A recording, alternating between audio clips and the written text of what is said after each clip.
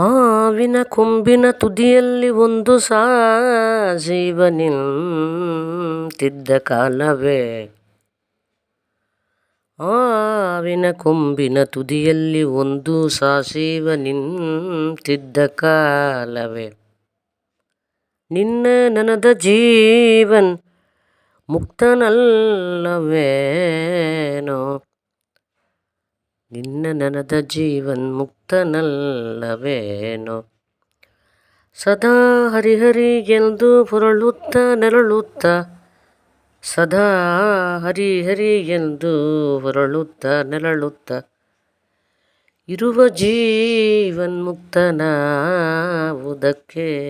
ಏನು ಆಶ್ಚರ್ಯವಯ್ಯ. ಪುರಂದರ ವಿಠಲ ಸದಾ ಹರಿಹರಿ ಎಂದು ಹೊರಳುತ್ತ ನೆರಳುತ್ತ ಇರುವ ಜೀವನ್ ಮುಕ್ತನಾವುದಕ್ಕೆ ಏನು ಆಶ್ಚರ್ಯವಯ್ಯ. ಪುರಂದರ ವಿಠಲ ಪುರಂದರ ವಿಠಲ ಪುರಂದರ ವಿಠಲ.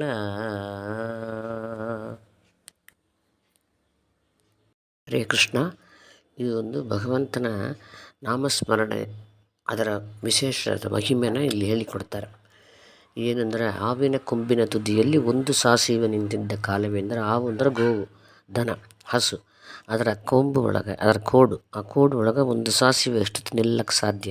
ಕೆಳಗೆ ಹಾಕಿದರೆ ಅದು ಬಾಲ್ ಥರ ರೌಂಡ ಉರುಳಿ ಹೋಗುತ್ತೆ. ಹಾಗೆ ಆ ಕಾಲಕ್ಕೆ ಆ ಕೋಡು ಕೊಂಬು ಒಳಗೆ ಒಂದು ಫ್ರ್ಯಾಕ್ಷನ್ ಆಫ್ ಸೆಕೆಂಡ್ ಕೂಡ ನಿಲ್ಲೋದು. ಅಂಥ ಸೆಕೆಂಡು, ಅಷ್ಟು ಮೈನ್ಯೂಟ್ ಕಾಲ ಅವಕಾಶ ಒಳಗೆ ನಾವು ಭಗವಂತನ ಭಕ್ತಿಯಿಂದ ಅವನ ಗುಣ ರೂಪ ಕ್ರಿಯೆಗಳನ್ನ ಚಿಂತನೆ ಮಾಡ್ತಾ ಒಂದೇ ಒಂದು ಬಾರಿ ಹೇಳಿದರೆ ಕೂಡ ಭಗವಂತ ನಮಗೆ ಒಲಿತಾನ, ಮುಕ್ತಿ ಕೊಡ್ತಾನ ಅಂತ ಹೇಳೋ ಕಾಲಕ್ಕೆ ಸದಾ ಹರಿಹರಿ ಎಂದು ಹೊರಳುತ್ತಾ ನೆರಳುತ್ತಾ.